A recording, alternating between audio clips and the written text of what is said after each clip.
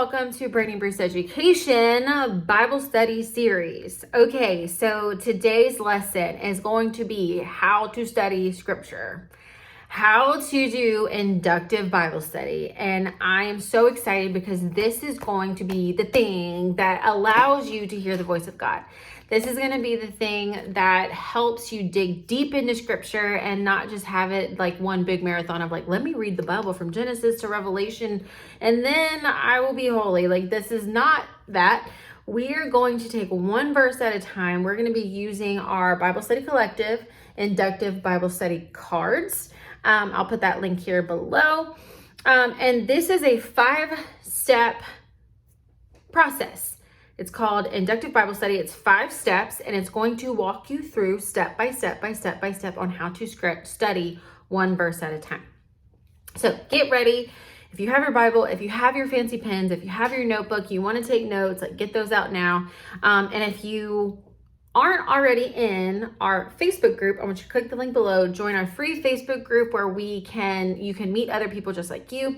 It's a community, it's free, and we discuss these videos every week. So here we go.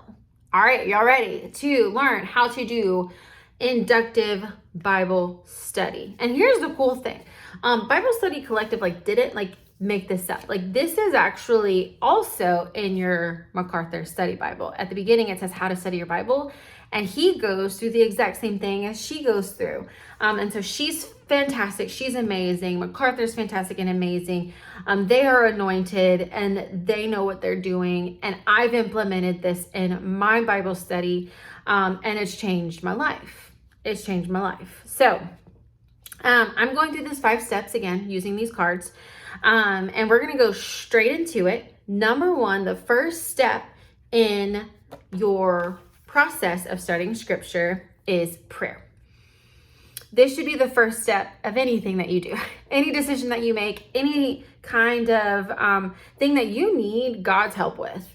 You are human, you are flesh and bone, you are sinful, and we're not the smartest people ever.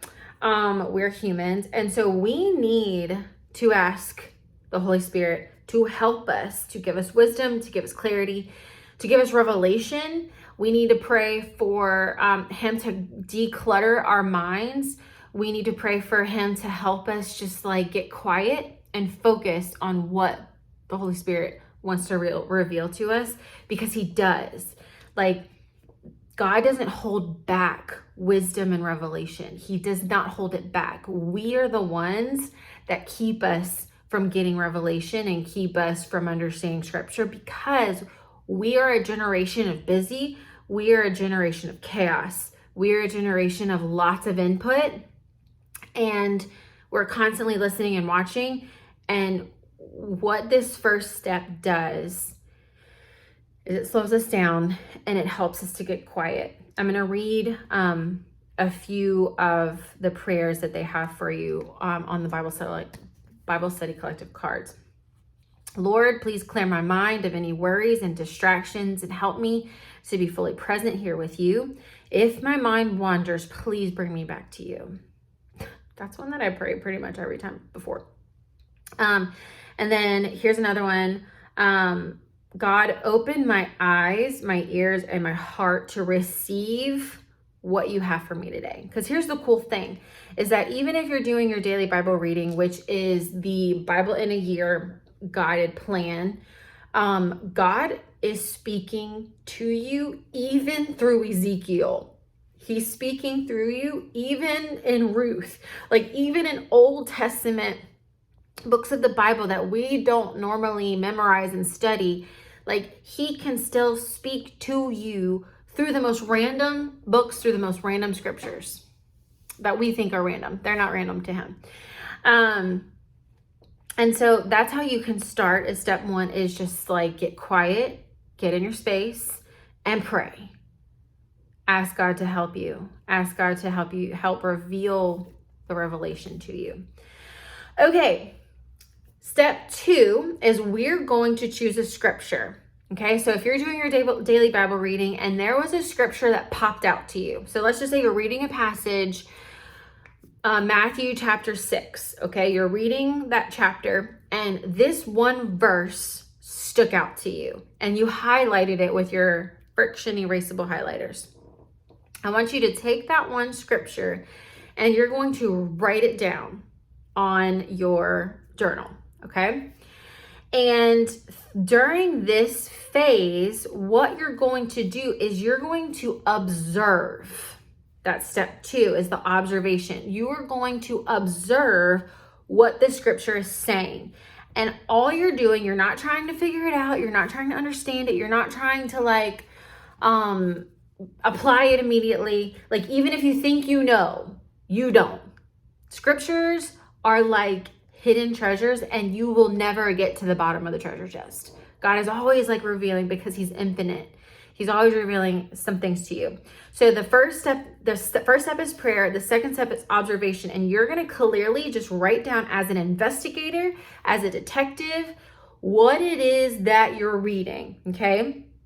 And there are 6 questions that you can ask, that you can write down to look for through your study Bible, through your, right here, through your Bible handbook. A lot of the answers are going to be in your Bible handbook. A lot of the answers are going to be in your second half of your study Bible, where the commentary is. Try not to Google these answers. There's a lot of people who don't love Jesus that are on Google, and sometimes can it's not good. Listen to Daisy. She's like, don't do it. All right. So there's 6 questions of what to look for when you're observing the text. Okay. First question is who. Second is where. Third is what. Fourth is why. Fifth is when. Sixth is how. So I'm going to go over this. Number 1, who. Who wrote the text? Who was it written for? Who was the passage about? So it's the who question. So who wrote it? Who was it written to? Who was the passage about? Who? Okay. Write them all down. Write one of them, whatever. Okay. Second is where. Where was the text written? Where do the events take place? Obviously, these are the W questions. Who, where, what, when, why, how. Okay, who, where. Third is what. What is happening? What is the subject of the text? What commands are given? What doctrine is taught? The what. And we are just on a separate sheet of paper, just writing down our investigative answers, okay? 4 is why. Why was the text written? Why are the people acting in the text a certain way? Why is this text important? Okay, so again, this might be one of those things you might have to dig into through the theology resource, through the Bible handbook resource, through the commentary. Why? All right, 5th is when. When was the text written? This is important because sometimes this is going to give us a lot of clues of the context of what was happening in the world, or what was appropriate in that time and what was not appropriate at that time. When do the events take place? And last but not least is how. How is truth evident in the text? How is God's character revealed? How can you apply this text to your life? So who, what, where, when, why, how. Observe it, dig to find the answers, and write them down. Okay, so that's step 2. That's observation. We haven't even gotten to the goods yet. Okay, so you can see how this can get in depth. This can take hours, but it's so good. It's so good. You're going to become obsessed with this. All right, step 3 is interpretation. Step 3 is interpretation. What does the text mean? Your job at this stage is to discover what the author is trying to communicate and what the text means. To do this, you need to look at the context, meaning you need to look at the chapters before and the chapters after. Okay, this is where we get it wrong. We take one scripture and we don't look at all of the observation, who wrote it, why they wrote it, where was it written, when was it written. And then we take the one scripture and we don't even care about the other scriptures around it. All right. So if you want to interpret it correctly, this is where the cross references come in. This is where reading before and after comes in. Okay. So here are some questions you can ask yourself as you are interpreting. 1, what is the cultural and or historical context of the passage? 2, what else do I know about the book, the author, and the broader context of the passage? 3, what other scripture passages might help me better interpret this one? 4, have I overlooked anything or made any of my own assumptions? And 5, what is the clearest meaning of the text? Okay. That is interpretation. Highly suggest you grab these Bible Study Collective Inductive Bible Study cards. They are so helpful. And again, I'm skipping through a lot of the cards, so you would just do better getting it yourself. Okay. Now, we prayed, then we observed, then we interpreted. Now we're going to apply. There's the application, okay? The application is, how do I apply what I just read to my life, to my circumstance, to my situation? All right. So what does what I have learned teach me about God? What does what I have learned teach me about the church? What has it taught me about myself? How can I apply what I just read to my life? Okay. And if you are someone like me that you love teaching, influencing, making an impact, ask yourself after you think about your life, how can this apply to someone I want to help? How can this apply to my ideal client? How can this apply to my customer? How can this apply to my kids? How can this apply to my husband? So go inward first, and then how can you help somebody else with it? All right. And then again, she has so many, the Bible Study Collective has so many good resources about the application process. And then after we apply, that's step 4, we end with prayer. Again, once we have figured out our application, how we can step forward and repent and change our life through what we just learned, we want to end the way we started, which was in prayer. So after you finish, here are some types of prayers that you can pray. Lord, I ask for your forgiveness for, and help me to apply this word that you've written into my life. Lord God, like, may the word I have read remain in my mind and my heart. Help me not to walk away. Help me not forget it. Help me to meditate it. Lord, help me to obey your word. And that's just how we want to close each and every time we study God's holy word, is by talking directly to him, thanking him for his word, and asking him for help. Because again, like I said at the beginning, we're human and we need help. We need forgiveness. We need guidance. We need wisdom. And God gives it graciously to those who ask and those who believe and those who step out in faith and those who are seeking him. This is what he promises us. And that's how we study scripture. I'm going to show you a quick tool. Again, this is from the Bible Study Collective. It's the Inductive Bible Study Journal. Okay, I'm going to show you a blank page. And so these 2 pages are for one scripture, to study one scripture with our 5-step inductive Bible study cards. Okay. And so you're going to put your scripture, you're going to put your date, and you're going to put it in big, bold letters on this side. This is during the observation process, the who, what, where, when, why. This is a great place to put it. The cross references, whenever you are interpreting, can go here, like other scriptures that help you understand your main scripture better. And then you can also, which is another part of the interpretation process, is you can use other Bible translations using the YouVersion Bible app on your phone to see the amplified version, to see the ESV version, to see the message version of your scripture.